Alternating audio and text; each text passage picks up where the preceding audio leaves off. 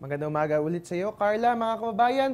Dahil nga po maganda ngayon ang ating panahon, mabuti muna sigurong tayo magbalik tanaw dito kay Bagyong Yolanda dahil nararamdaman pa rin natin ang epekto nito. Pumasok nga po si Typhoon Haiyan o Bagyong Yolanda sa bansa noong November 7 at naglandfall po ito ng 6 times. Una po itong naglandfall sa Giwan, Eastern Samar noong madaling araw ng November 8, Friday. Ang Giwan ay may sukat na 175.49 square kilometers at binubuo ng 60 barangays. Pangingisda ang pangunahing kabuhayan ng mahigit na 47,000 na populasyon nito. Ang pangalawang tinamaan ni Typhoon Yolanda ay ang Tolosa, Leyte. Maliit lamang ang Tolosa, Leyte. Ito ay may sukat na 22.54 square kilometers pero hitik ito sa tourist attractions gaya na lamang ng Miramar Beach, Tadjao Beach at Mount Inapusong at iba pa. Binubuo ito ng 15 barangays kung saan pangingisda at agrikultura ang pangunahing kabuhayan ng mahigit 17,000 nitong mamamayan. Alas 10 ng umaga ng November 8, tumama naman si Bagyong Yolanda sa Daan Bantayan sa Cebu. Ang Daan Bantayan ay may kabuuang sukat na 92.27 square kilometers at binubuo ng magagandang beaches. Isa na nga po rito ang Malapascua Island. Mahigit 74,000 na kataong naapektuhan dulot ng nasabing bagyo. Pang-apat naman sa lugar na tinamaan ni Bagyong Yolanda ay ang Bantayan Island sa Cebu. Ang Bantayan Island ay tinaguri ang fishing ground ng Cebu at dito rin matatagpuan ang wolf snake. Pero sa pagtama ng bagyo, ang lahat ng ito ay naapektuhan kasama ng mahigit na 74,000 na residente nito. Panglimang tinamaan ni Bagyong Yolanda ay ang Concepcion, Iloilo. Ito ay binubuo ng 25 barangays na may mahigit 39,000 na residente. Hindi ito nakaligtas sa bagyot na apektuhan ng mga mamamayan nito, ganun din ang industriya ng pangingisda na siyang main source ng kanilang kabuhayan. At huling tumama si Bagyong Yolanda sa Busuanga, Palawan. Matindi rin ang iniwang hagupit nito dahil apektadong mga bakasyon ng lugar kung saan popular ang Palawan at ang ito nga pong Busuanga ay meron pong sukat na 392.90 square kilometers at meron pong naapektuhan na 16 na barangay. Maliban sa 6 na lugar na tinamaan ni Bagyong Yolanda, nadama rin po ang epekto nito sa kalakhang bahagi ng ating bansa. Nakaapekto po ito sa Luzon, partikular po yan sa Quezon, Batangas, Cavite, Laguna at Rizal.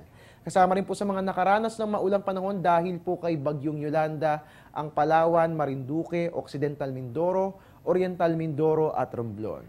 Kasama rin po dyan ang Kabikulan, Albay, Masbate, Camarines Norte, Camarines Sur, Catanduanes at Sorsogon.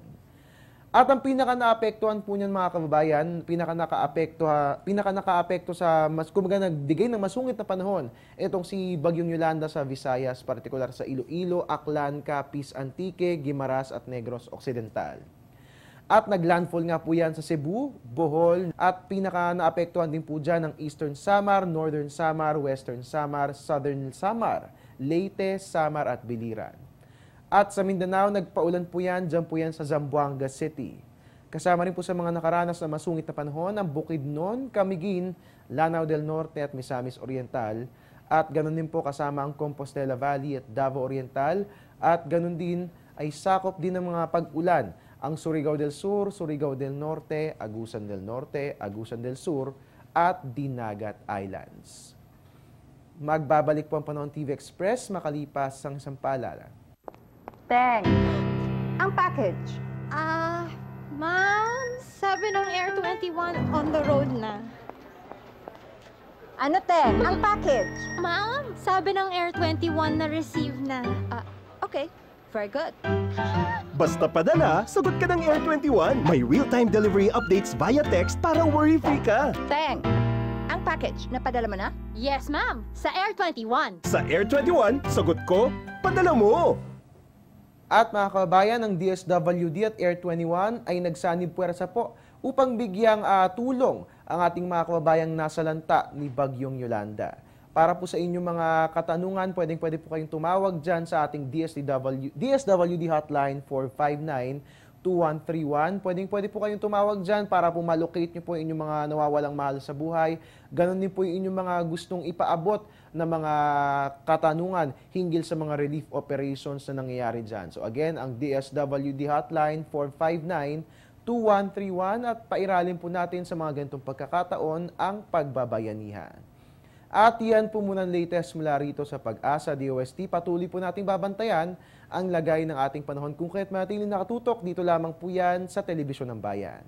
At your service ang inyong weatherman, Ari Bayona, back to studio.